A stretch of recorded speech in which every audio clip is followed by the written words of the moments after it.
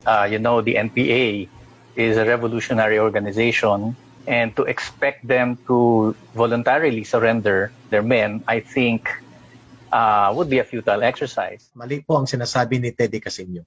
Hindi ito revolutionary organization. Ito ay extortion machinery, ito ay mangungutong at nangingikil, ito ay involved sa operation ng terrorism. And they are involved in the series and pattern of crimes against humanity.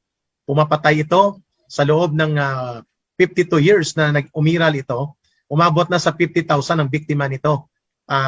Karamihan dyan ay mga sibilyan. 30,000 mahigit ang sibilyan dyan, kasama mga dati naming kasama na pinatay. At walang hustisya na proseso yon. Arbitrary and criminal actions yon. Mass murder yon. Sa more than 3,700 na mga kasama namin sa CPP, NPA, NDF na pinatay ng NPA sa order ng Communist Party. So pananagutan niya nila Teddy Casino hanggang ngayon. Pangalawa, humigit kumulang po ay 15,000 pulis at sundalo ang pinatay. At marami dyan ginamitan nila ng anti-personnel mine kung saan napuputol ang katawan at napuputol po ang mga kamay, paa ng sundalo. And hindi yan makatao na mga gawain. So hindi yan gawain ng isang tunay na revolutionaryong organisasyon. Hindi lamang nagsisinungaling si Teddy Casino. Siya ay kasabwat, conspiracy ang kanyang ginagawa. Therefore, ang kanyang pahayag is already an incrimination of himself. Sa kanyang sarili mismo, kailangan imbestigahan siya at panagutan niya ito at malinaw na hindi sila sincero sa panawagan. Sabi nga ni Secretary Esperon, ang ating National Security Council advisor, bakit nyo kinekondina ang aksyon pero lagos sa ilong? Hindi nyo kinekondina ang actors, ang organisasyon. Therefore, para maipakita yung sinseridad ni Teddy Casino at ng mga CPP operatives na ito na nagkakanlong sa urban areas na ito para mag-infiltrate sa ating gobyerno at manloko ng taong bayan, ay kailangan tulungan niya ang pagpapasurrender sa mga NPA na siyang dinidepensahan niya. Yun pong sagot natin na General Zamudio, the NPA is not a revolutionary organization anymore. It is a terrorist organization and the most organized extortion machinery na kinukumpasan ng Communist Party of the Philippines, at ito ay mamamatay tao na dapat tugisin at papanagutin sa batas. And ang pagpapasurrender ay siyang isang initial step for them to show remorse and willingness to account justice sa mga magulang ng pinatay nilang sibilyan sa Masbate. That's why we think that there are other means to hold them accountable, which are mutually agreed upon and actually officially signed under a joint agreement that was signed several administrations ago, and this was the Comprehensive Agreement on the Respect for Human Rights and International Humanitarian Law. I think the NPA has already admitted that there was a breach in their own rules and in international humanitarian law, but as to what exactly they are admitting to remains to be seen, because as I understand it from their statements, they are also conducting their own investigation. Diskarte yan, play of words. Meaning to say, they do not really recognize the authority of the government. That's number one. Nakakahiya yon at nakakabahala. Because he was once 9 years congressman ng CPP sa loob ng Kongreso. But habang nasa Kongreso siya, pananagutan niya ang pagdepensa sa Republika ng Pilipinas at pagsunod sa batas. By that statement alone, ina-admit ni Teddy Casino na ang CPP, NPA, NDF ay hindi kailanman magpapailalim sa otoridad ng gobyerno. Iisa lang ang gobyerno sa Pilipinas. Iisa lang ang sovereign authority dito. And that is the Republic of the Philippines and the government in it. Therefore, ang sinasabi niya na may investigation ng NPA, katawa-tawa yun. Palusot na diskarte yun. Therefore, hindi sila sincero sa pag-extend ng hustisya at pag-sorry sa pamilya ni Kate Absalon. Ang ibig sabihin yan, ang may authority lamang mag-investigate, mag-prosecute at magbigay ng hustisya para sa mga pinatay na sibilyan ng NPA ay ang gobyerno. Because there can only be one government and there can only be one investigating authority that can only come from the government. It's our experience that in many, many instances, the investigations of the government does not really add up and are not credible. One side will be saying that each other's investigations is not credible. That's why a joint committee to conduct these investigations would probably be the proper step forward. Hindi na umiiral ang joint committee na yan, and the joint committee cannot replace the authority of the prosecutor ng piskal para mag-investigate.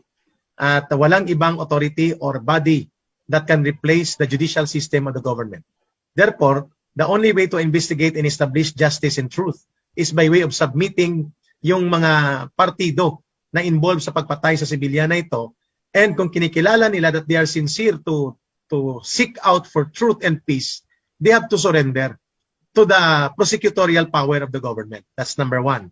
Number two, yung statement ni Teddy Casino, nagpapakita na siya mismo, even if he was given the opportunity to serve in Congress, kahit pa man din na alam natin na siya ay CPP cadre and operative, ang kanyang loyalty at ang kanyang tinitindigan ay hindi ang gobyerno ng Pilipinas, kung hindi ang CPP, NPA, NDF. So by asserting na ang bogus na body na binabanggit niya na non-existing na, ang siya mag-investigate at mag-prosecute dito at gagawa ng mga hakbang para sa hustisya at katotohanan sa nangyari sa pagpatay sa sibilyan na sa Masbate, ay pagpapakita kung ano ang klase ng uri ng organisasyon at pagkatao meron si Teddy Casino. Siya ay bahagi ng buong proseso ng CPP, NPA, NDF. And I think dapat lang siyang managot sa batas. He must be targeted equally the same sa mga pumatay na mga NPA sa may Masbate kasama si Joma Season for acts of conspiracy. His statements, General Zamudio, sir, ito ang tinatawag na ground of conspiracy. Ang kanyang ginagawa ay guilty by direct inducement. Meaning siya ang nag-uudyok para mangyari pa uli ang ganyang mga activities.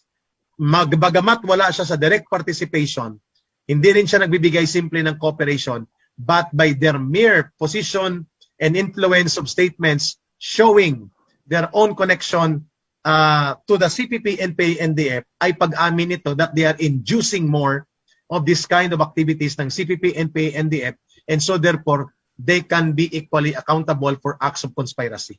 Tinatabon-tabunan nila at nililito ang investigation na dapat ang magsasagawa ay ang government prosecutor panel na.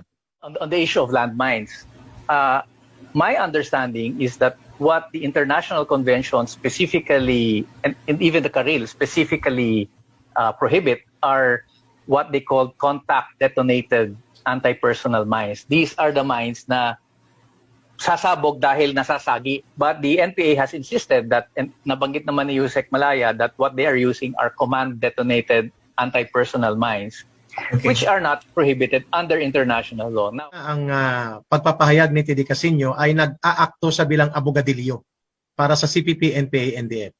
Hindi siya abogado, pero nag-aabogado siya para sa CPP, NPA, NDF. Ang tawag diyan, abogadilyo. Inaabsuelto niya ang CPP, NPA, NDF at nililito niya at dinidistort niya ang mga katotohanan patungkol sa International Convention. Una, sa Ottawa Convention, inamend na yan.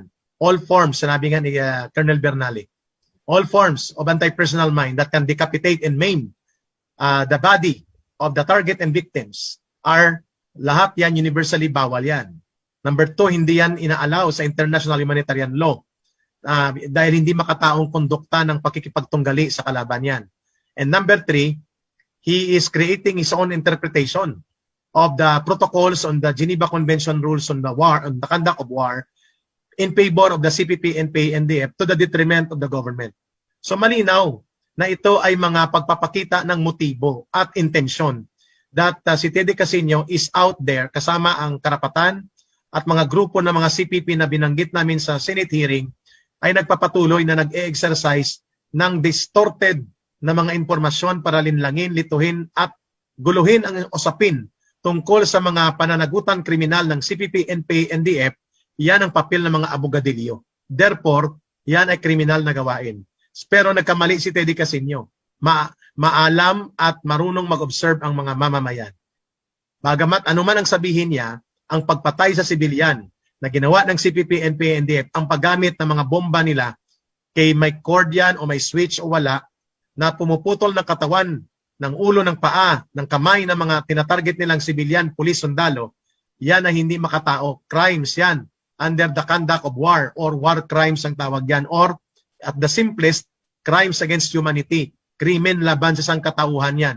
At kapag tinotolerate at ginajustify ni Teddy Casino yan, pananagutang kriminal niya rin yan. His day will come soon.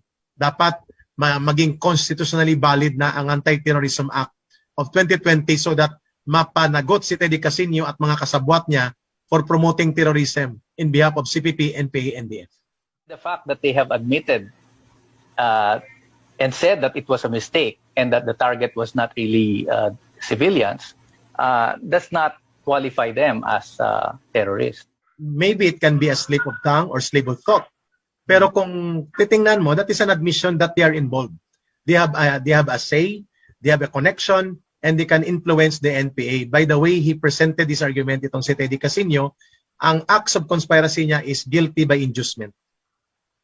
Wala siya sa ambush, wala siya sa pagpatay, pero dahil ang CPP ang namumuno at kumukumpas sa direksyon at activities ng NPA, they are equally criminally accountable kasama si Joe Maciso.